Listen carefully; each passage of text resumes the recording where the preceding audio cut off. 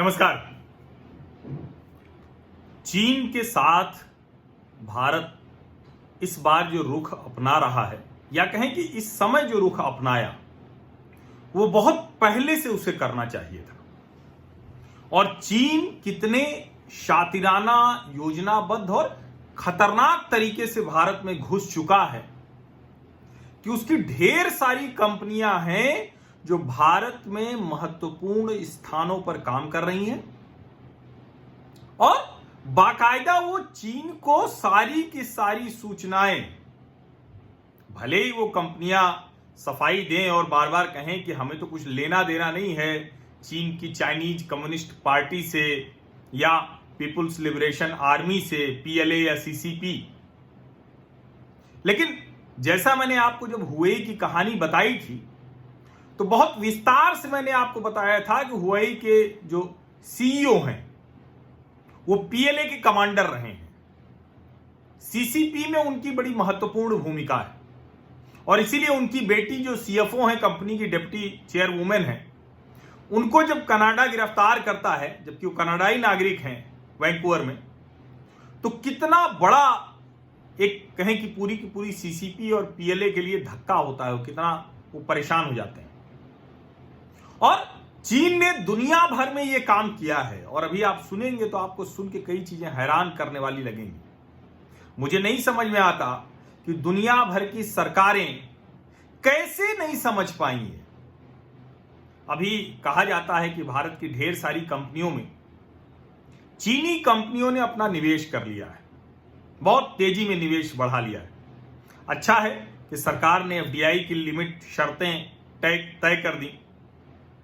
अच्छा है कि फिर से एचडीएफसी में जो चीनी हिस्सेदारी है चीन के सेंट्रल बैंक की, वो नीचे आ गई है, 1% से नीचे आ गई। लेकिन उसके अलावा बहुत सी भारतीय कंपनियों में, और हम भारतीय तो इतने भावुक हैं कि अपनी ही कंपनियों के खिलाफ तुरंत अभियान चलाना शुरू कर देते हैं। और लेकिन भारतीय कंपनियां, विजय शेखर शर्मा जो पेटीएम के सीईओ हैं, उन्होंने बहुत स्पष्ट कहा कि हम सरकार की नीति के साथ हैं जब चाइनीज ऐप्स पर पाबंदी लगी, और यही होना चाहिए। चीन की कंपनियों ने, चीन के अलीबाबा ने, बाइट डांस ने, ये किसी ने अगर निवेश किया है हमारी कंपनियों में, तो इसका मतलब कि हमारी कंपनियों की वो ताकत है। इसलिए आप उसको लेकर परेशान मत होइए और अपनी ही कंपनियों के खिलाफ अभियान चलाना मत शुरू कर दीजिए। अभी तो जो असली बात मैं आपको बताने जा रहा हूं, जो अमेरिकी रिपोर्ट कह रही है, उसके मुताबिक चीन की कंपनियां चाइनीज कम्युनिस्ट पार्टी और पीएलए के पेरोल पर कह लीजिए, उनके इशारे पर कह लीजिए, उनकी योजना से कह लीजिए, वो दुनिया के अलग अलग देशों में जासूसी कर रही हैं। जो एनुअल रिपोर्ट है US secretary of defence to the Congress, ये एनुअल रिपोर्ट है, जिस रिपोर्ट का नाम है military and security developments involving the people's republic of China 2019। ये ताजा रिपोर्ट है। और ये रिपोर्ट मैं बताऊं उससे पहले मैं आपको बता दूं कि भारतीय कंपनियां और उनके सीईओ चीन से लड़ने के लिए पूरी तरह से तैयार हैं और जिन शेयरों को चाइनीज कंपनी ने खरीदा है उनको वापस लेने के लिए तैयार है। ऐसी एक कंपनी है पॉलिसी बाजार।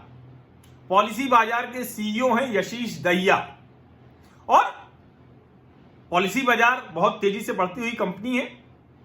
उसमें निवेश कर दिया है चीन की कंपनी ने। किसने? टेंसेंट ने। आप नाम सुनेंगे तो अलीबाबा, टेंसेंट, इस तरह की कंपनियों के नाम आप सुनते हैं। तो टेंसेंट ने उसमें निवेश कर दिया है और 10% शेयर खरीद लिए। किसके? जो पॉलिसी बाजार की पेरेंट कंपनी है, यानी मूल कंपनी जो है ईटेक एसएस, उसमें 10% शेयर खरीदे हैं। अब बहुत साफ साफ पॉलिसी बाजार के सीईओ कह रहे हैं, दहिया साहब कह रहे हैं कि हमें हमारे शेयर वापस चाहिए। और वो बहुत कड़ाई से कहते हैं कि वो जो कह रहे हैं मैं उसको पूरा पढ़ देता हूं, इससे आसानी होगी कि जब मैं अभी कंपनियों के नाम बताऊंगा जो जासूसी कर रही हैं तो वो आसानी से समझ में आएगा। दहिया साहब ने कहा है कि मेरा मानना है कि चीन की सरकार ने एक रणनीति के तहत दुनिया भर के बाजारों तक अपनी पहुंच बनाई है, लेकिन इसने अपनी इकोनॉमी में घुसने की किसी को इजाजत नहीं दी है। उन्होंने पिछले 30 सालों में नियम के तहत काम नहीं किया और इसी वजह से उन्होंने इतनी सारी संपत्ति बना ली। हम उन्हें अपनी कंपनियों, डेटा और रेवेन्यू में हिस्सा क्यों दें? अगर हमें देना ही है तो बल्कि हमें अमेरिका, जापान और ब्रिटेन जैसे देशों को हम वो हिस्सा दे देंगे, क्योंकि हम भी वहां हिस्सा ले सकते हैं। उन्होंने सरकार के उस फैसले को सही बताया है जिसमें चीन से आने वाले हर निवेश की मॉनिटरिंग, निगरानी, सर्विलांस बेहद जरूरी है। और जो मैंने आपको बताया कि बहुत सी कंपनियां हैं चीन की, जिनका मैं अभी नाम आपको बताने जा रहा हूं, कि वो यहां जासूसी कर रही हैं। वैसे वो दुनिया भर में कर रही हैं। और अब जो ये एनुअल रिपोर्ट आई है, उस एनुअल रिपोर्ट के मुताबिक चीन में एक कानून पास हुआ। कब पास हुआ? जून 2017 में। China's legislature passed a new intelligence law in June 17 which gave new powers to monitor suspects, raid premises and seize vehicles and devices। और जो इस रिपोर्ट का मैंने जिक्र किया था, वो कह रहे हैं कि overseas intelligence work by Chinese companies, यानी दुनिया के अलग अलग देशों में जो चीन की कंपनियां हैं वो दरअसल उत्तरदायी हैं चाइनीज कम्युनिस्ट पार्टी और पीएलए के लिए। अब उसमें लिखा हुआ है दिस लॉ, जो कौन सा लॉ है, जो वहां जो नया कानून अभी बना जून 2017 में, this law requires Chinese company such as Huawei, ZTE, TikTok etcetera to support, provide assistance and cooperate in China's national intelligence work wherever they operate। यानी दुनिया के किसी हिस्से में वो ऑपरेट कर रही हैं, उनको करना क्या है? सीसीपी की और पीएलए को सपोर्ट करना है। जो नेशनल इंटेलिजेंस किसी देश का होता है उसको सारी की सारी सप्लाई करेंगे। तो एक तो हम अमेरिका है जो अपने राष्ट्रपति को भी कटघरे में खड़ा कर सकता है, एक भारत है जहां की कंपनियां पूरी तरह से स्वतंत्र हैं, एक दुनिया के अलग अलग देश, और एक चीन है। Article 7 of the law states, यानी जो अनुच्छेद 7 है, वो क्या कह रहा है? एनी ऑर्गेनाइजेशन और citizen shell support, assist and cooperate with the state intelligence work in accordance with the law. यानी कोई भी व्यक्ति, कंपनी, उसको देश के कानून के तहत, यानी काम वो भारत में करेंगे, कानून उन पे बीजिंग का लगेगा, काम वो वॉशिंगटन में करेंगे, कानून बीजिंग का चलेगा। ऐसे ही दुनिया के हर हिस्से में वो काम करेंगे, लेकिन उन पे कानून बीजिंग का चलेगा। लेकिन दुनिया की जब कंपनियां बीजिंग जाएंगी तो उनको बीजिंग के कानून से चलना है। उसमें लिखा हुआ है the state protects individuals and organisations that support, assist and cooperate with the national intelligence work. और इसको आप समझ लीजिए, This has direct security implications for all overseas FDI from China। ये अमेरिकी रिपोर्ट है, लेकिन जब उसको आप देखेंगे भारत के संदर्भों में तो बहुत सी चीजें हैं जो चिंता बढ़ाती हैं। और इसीलिए मैं कह रहा हूं कि जो कुछ होता है अच्छे के लिए होता है। हम लोग तो हिंदू धर्म, हिंदू मान्यता वाले हैं, मानते हैं कि सब अच्छे के लिए होता है। ये जो बुरा हुआ, जो बहुत बुरा हुआ, वो भी हमारे लंबी समयावधि में हमारे अच्छे के लिए। जो भारत और चीन का जो विवाद बढ़ा है उसे मैं बुरा नहीं मानता, ये अच्छा हुआ है, वरना हम भारतीय और हमारी सरकारें कभी उस तरह से कड़ा कदम उठा ही नहीं पाती। ये जो चाइनीज वायरस है इसको भी मैं अच्छा ही मान रहा हूं, क्योंकि इससे आप चीन के बड़े खतरे से उससे बच जाएंगे। और जो चाइनीज कंपनी है जो भारत में काम कर रही हैं, उनका जरा नाम सुन लीजिए, और उनके रिश्ते सीधे तौर पर पीएलए और सीसीपी से हैं। पीएलए यानी पीपुल्स लिबरेशन आर्मी, जो वहां की सेना है। शिंडिया स्टील्स लिमिटेड। अब ये शिंडिया स्टील्स लिमिटेड क्या है? ये सबसे बड़ा समझौता कहा जा सकता है ज्वाइंट वेंचर भारत और चीन के साथ, चीन के बीच में। It has recently commissioned 0.8 MTPA iron ore pelletisation facility in Koppal district adjacent to Hospet, Karnataka. Karnataka में एक ये आयरन ओर की एक जो सुविधा है उस पे ये काम कर रहे हैं। 250 करोड़ का प्रोजेक्ट है और इसकी जो मेन इन्वेस्टर कंपनी है कौन सी है? Xinxing Cathay international group limited.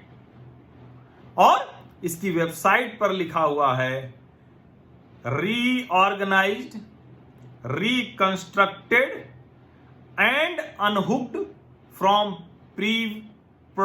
previous production department and subordinate enterprises and institutions of the, अब ध्यान से सुनिएगा, general logistic department of the PLA। यानी इतने महत्वपूर्ण स्ट्रेटेजिक प्रोजेक्ट पे जो कंपनी मेन इन्वेस्टर है, ये जो शिनशिंग कैथी इंटरनेशनल ग्रुप है, ये PLA का ही एक डिवीजन है, reorganised, reconstructed and unhooked from. उसके बाद आप सुन लीजिए, शिनशिंग कैथी इंटरनेशनल ग्रुप जो है छत्तीसगढ़ में 1000 करोड़ की सुविधा से एक मैन्युफैक्चरिंग, 1000 करोड़ की लागत से एक मैन्युफैक्चरिंग फैसिलिटी तैयार कर रही है और छत्तीसगढ़ की सरकार ने उनको इसके लिए न्योता दिया। और ये जो मैन्युफैक्चरिंग प्लांट है ये 3, इसमें अभी वहां की कंपनी आएगी, इसका सब कुछ करेगी वो। और शिनशिंग विद टर्नओवर, अच्छा उस कंपनी का जो मूल कंपनी है उसका टर्नओवर है 3000 करोड़। अभी ही 30,000 टन डक्टाइल आयरन पाइप की सप्लाई भारत में कर चुकी है। एक और कंपनी है, इसका नाम है China electronics technology group, CETC। उन्होंने $46 मिलियन यानी 320 करोड़ का ये 200 मेगावाट का एक मैन्युफैक्चरिंग फैसिलिटी लगा रहे हैं। कहां? आंध्र प्रदेश में। आंध्र प्रदेश की 2018 की ये खबर है। और CETC क्या है? China's leading military electronics manufacturer, यानी चीन की सेना के लिए उपकरण बनाने वाली सबसे बड़ी कंपनियों में से एक। और इसके अलावा क्या क्या बनाती है? आपको एक CCTV कैमरा खूब याद आता होगा, हाइक विजन, तो ये भी वही CETC बनाती है। तो हाइक विजन का कैमरा मत इस्तेमाल कीजिएगा। और जो इसके अलावा वो करते हैं वो ज्यादातर काम वो सेना के लिए ही करते हैं। और एक लाइन जो रिपोर्ट में है वो जरा सुन लीजिए, many CETC employees have also been convicted for military espionage. इसका मतलब समझते हैं? स्पियोनेज का मतलब कई CETC के कर्मचारी सैन्य जासूसी के आरोप में पकड़े जा चुके हैं। और इसीलिए समझना बहुत जरूरी है कि ये जो कंपनियां काम कर रही हैं इनका मूल काम क्या है। CETC also provides technology used for human rights abuses in Xinjiang, where approximately 1.5 million Uyghur Muslims are held in re-education camps। जो मैं लगातार आपको बता रहा हूं, आप तार जोड़ेंगे तो सब समझ में आ जाएगा। यानी 15 लाख उइगर मुसलमानों को जो री एजुकेशन कैंप में रखा है उसको टेक्नोलॉजी प्रोवाइड करने वाली एक कंपनी ये भी है, मतलब जो सर्विलांस मॉनिटरिंग। और हुए के बारे में तो बहुत लंबी कहानी आपको बता चुका हूं, विस्तार से सब बताया कि रेन झेंगफेई जो इसके CEO हैं वो कौन है? Deputy director of People's Liberation Army, former deputy director. और इन्होंने इंजीनियरिंग कोर में काम किया है और उसके बाद इन्होंने ये बनाया 1987 में शेंझेन में। और फिर उसके बाद इसको काम इन्होंने शुरू कर दिया। और आप समझिए कितने पैसे हमने दे दिए इनको, ये जो हुए वाले साहब हैं। 2018-19 में 12,800 करोड़ रुपया ये लेके चले गए, इतने का रेवेन्यू ले गए हैं इंडियन ऑपरेशन से, लिखा हुआ है। स्मार्टफोन बनाते हैं, मोबाइल कम्युनिकेशन इक्विपमेंट बनाते हैं, 5G नेटवर्क भी यही बनाने जा रहे थे। अब उम्मीद है कि सरकार रोकेगी सब। और इसके बाद आप समझिए, उस रिपोर्ट में एक और लिखा हुआ है, military civil fusion initiative of China. इसमें वो बता रहे हैं कि क्या क्या ये कर रहे हैं। वेंचर कैपिटल फंड्स के जरिए दूसरे देश की कंपनियों को खरीद लेते हैं। अब उसमें कंपनियां किसके किसके जरिए खरीदते हैं, जैसे मैंने आपको बताया कि टेंसेंट का पॉलिसी बाजार में है। अभी मैंने आपको बताया, जो कह रहे हैं हमारा हिस्सा वापस कर दो, पैसे ले लो। अलीबाबा और टेंसेंट ये दो बड़े नाम हैं। हर दूसरे निवेश में इन्हीं दोनों कंपनियों का नाम आएगा। और अलीबाबा के जो सीईओ हैं जैक मा, वो चाइनीज कम्युनिस्ट पार्टी के मेंबर हैं, सदस्य हैं उसके। अलीबाबा अभी ये क्या कर रहा है, ये मिलिट्री सिविल फ्यूजन इनिशिएटिव के तहत बायडू और टेंसेंट के साथ मिलकर चाइनीज कम्युनिस्ट पार्टी और पीएलए की जो नेशनल आर्टिफिशियल इंटेलिजेंस टीम है उस पर काम कर रहे हैं। और अलीबाबा का स्ट्रेटेजिक इन्वेस्टमेंट कहां है, भारतीय स्टार्टअप में। कितने में, ढेर सारे। सबसे पहला बड़ा नाम पेटीएम, उसके अलावा पेटीएम का तो पेटीएम मॉल इन्हीं का है। जोमैटो फूड डिलीवरी जिससे आप करते हैं, बिग बास्केट जिससे आप खाना मंगाते हैं, जिससे आप सब्जी मंगाते हैं, फल मंगाते हैं, दूध मंगाते हैं, स्नैपडील जिससे आप खरीदारी करते हैं, और एक्सप्रेस बीज जो लॉजिस्टिक फर्म है उसमें भी इनका निवेश है अलीबाबा का। टेंसेंट कहां कहां है, ये भी बना रही है, उसी काम में लगी हुई है। और उनके साथ साथ 400 मिलियन US$ तो ओला कैब्स में लगाया हुआ है इन्होंने, और 700 मिलियन डॉलर का इन्वेस्टमेंट है फ्लिपकार्ट में। ये आप समझिए इसको। और टेंसेंट ने और भी कई बड़े निवेश किए हुए हैं। $175 मिलियन ये लगाया हुआ है हाइक मैसेंजर में, और एक प्रैक्टो है, हेल्थ केयर का वो ऐप था, उसमें भी $90 मिलियन। कुल मिलाकर इतना निवेश कर रखा है। और अगर हम इसको और देखें तो इनकी फंडिंग लगभग जितने अलग अलग गाना, जिसपे आप गाना सुनते हैं, उसमें भी इनकी फंडिंग है। और एक और कंपनी का नाम मैं आपको बता दूं, इन लोगों के प्रोडक्ट को समझिएगा आप, तो आप मेड इन चाइना देखते होंगे, चाइनीज कंपनी ओरिजिन कंट्री भी देखते होंगे।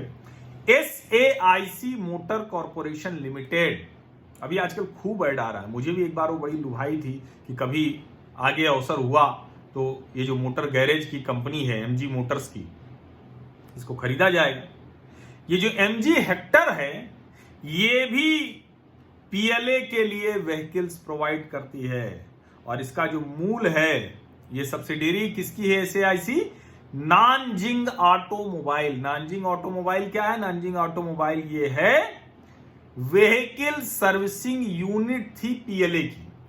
यानी PLA के लिए जो अलग अलग काम करती थी कंपनियां, उनको अलग अलग कंपनियों का नाम दे दिया, बाकायदा एक लिस्टिंग करा दी, बाहर के देशों में कर दिया, अलग अलग देशों में उनके CEO की नागरिकता दिला दी, फिर दूसरे देशों की कंपनियों में जाकर खरीदारी करनी शुरू कर दी।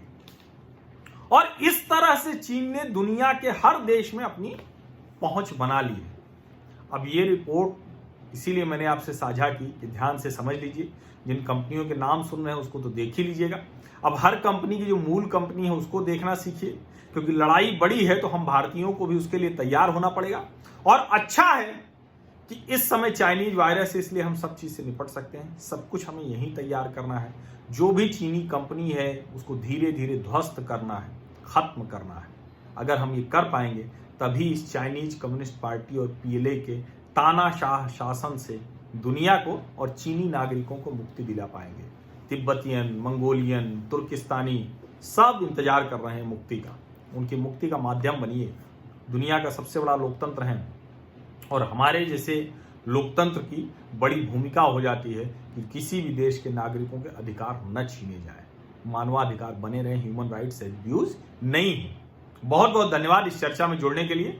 और अगर अभी तक आपने सब्सक्राइब नहीं किया है तो सब्सक्राइब जरूर कर लीजिए, क्योंकि आप सब्सक्राइब करते हैं तो सामाजिक परिवार बड़ा होता है, एक ताकत बनती है, और उस ताकत से मुझे भी ऊर्जा मिलती है, ताकत मिलती है कि मैं ये सारी खबरें पढ़ूं, विश्लेषण करूं, आपको बताऊं, बातचीत करूं, और साथ में नोटिफिकेशन वाली घंटी दबाएंगे तो समय से आपके पास नोटिफिकेशन आ जाएगा। अच्छा, बहुत से लोग शिकायत करते हैं कि टाइमली नोटिफिकेशन नहीं आता है।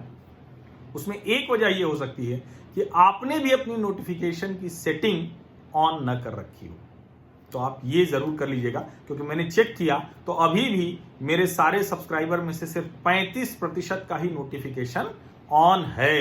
अगर वो नहीं होगा तो आपको नोटिफिकेशन की घंटी दबाने के बाद भी वो नहीं मिलेगा। और जो लोग सीधे चाहते हैं कि ब्रॉडकास्ट लिस्ट में जुड़ जाएं, वो मेरा व्हाट्सएप नंबर नीचे है डिस्क्रिप्शन में, वही मेरा पेटीएम नंबर है, वही मेरा गूगल पे नंबर है, और उसी नंबर पर व्हाट्सएप है। तो आप मुझे अपना नाम और कहां से हैं वो लिख के भेज देंगे तो मैं आपको ब्रॉडकास्ट लिस्ट में जोड़ दूंगा। और सभी लोगों का धन्यवाद जिन्होंने स्वैच्छिक तौर पर मुझे आर्थिक सहयोग भी किया है। बहुत बहुत धन्यवाद।